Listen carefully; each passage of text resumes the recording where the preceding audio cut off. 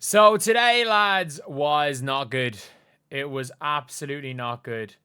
And not a great situation all around for the Indiana Fever or Caitlin Clark. And as you guys can see here, Caitlin Clark pretty much in tears on the sideline. In tears on the sideline. And I think that this is as much as anything. I think she just knows she got hurt again. I don't think it's a bad injury. I don't think it's a bad injury. She walked off fine. If you're looking at this move, I mean this. I mean this when I say it. Like, if you're looking at this move right here, there's not much in it. Like, obviously, she's going off hurt. So if you're looking here, she's being hacked the entire way down the floor, by the way. And then she kind of steps off. It's her right groin. So it's her right groin here that gets hurt.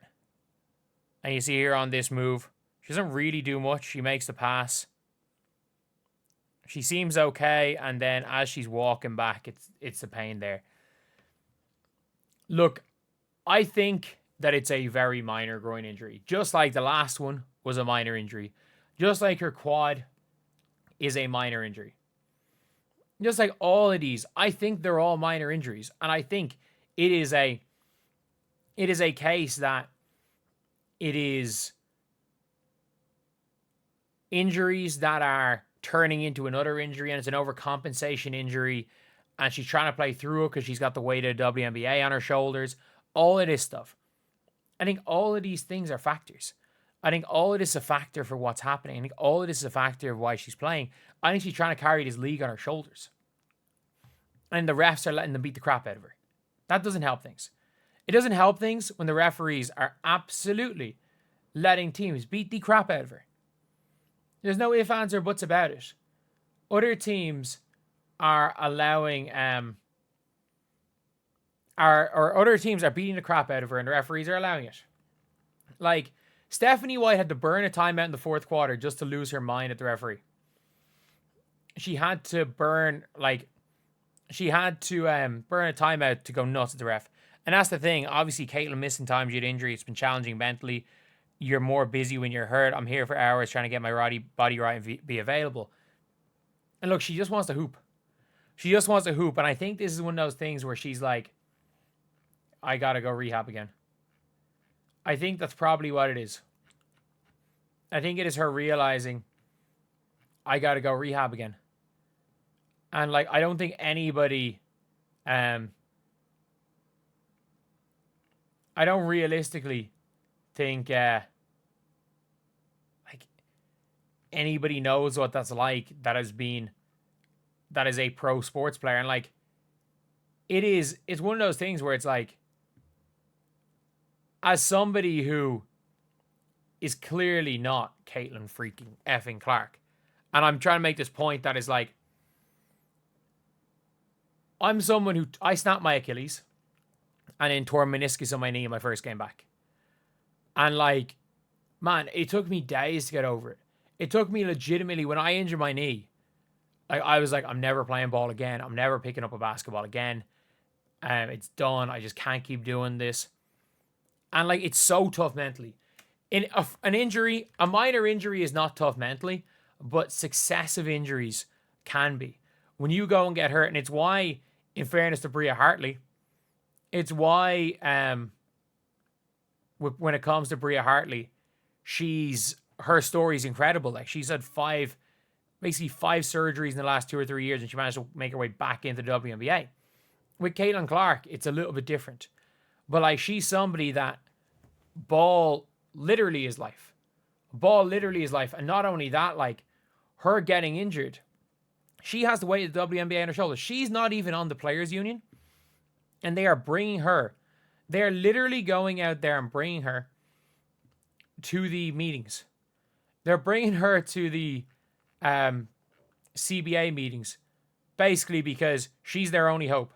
And with Caitlin Clark now being injured, I think that it's a really tough one. Any leverage that Caitlin Clark had for the players, like we say, the players are expecting a lockout, and I'm going to talk a lot more about that tomorrow. But like, the players are expecting a lockout. They were expecting And Caitlin Clark might have been their last trump card. She might have been the last trump card for the players to try and get anything better. And it's just so unfortunate. It's just all around so unfortunate. And it's a horrible thing. It's a horrible thing to see. And look, I think I think these injuries could have been improved. Like, the referees are partially at fault for this. Of course. Of course they are. They are partially at fault. And it is just it's just a horrible thing. Because are they fully at fault? No. They're definitely partially at fault. And it's something that Kathy Engelbert could have stopped. But, you know, Kathy Engelbert, the only time people complain about referees when they lose. The Indiana Fever have won 3 straight. But one of the best players is hurt because of the injury, because of the referee. Partially because of the referees. And let's be real. If the referees just ref the game properly, Caitlin Clark doesn't feel the need to bulk up. So you can either say, even if you don't believe this injury was caused directly by the refs, it was caused indirectly by the refs. A player has bulked up too much. Their whole mechanics have changed. They end up getting injured. Like, it's just an embarrassment for a sports league. And I think if I'm Adam Silver, who does, by the way, he is the commissioner of the NBA, who owns as much of a part of this as the WNBA. I would get Kathy Engelbert as far away from the WNBA as possible. I would get her as far away as possible. Like, what they've done with the whole Caitlin Clark, and what Kathy Engelbert has done with everybody, by the way, is an absolute embarrassment. It is an embarrassment what Kathy Engelbert has done with this league. It's an embarrassment, some of the things she said in interviews. She is basically as good as said, the league is only the way it is because of me. I'm the reason. I'm the reason why this league is so big. She is as good as said that she is the main factor.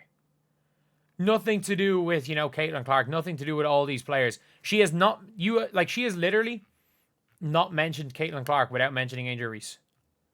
If you look at her, every time she mentions Caitlin Clark, she has to mention Angel Reese. She just can't. She just can't mention Caitlin Clark without Angel Reese. She can't mention Caitlin Clark by herself because she wants to take full credit for this league. She wants to take full credit.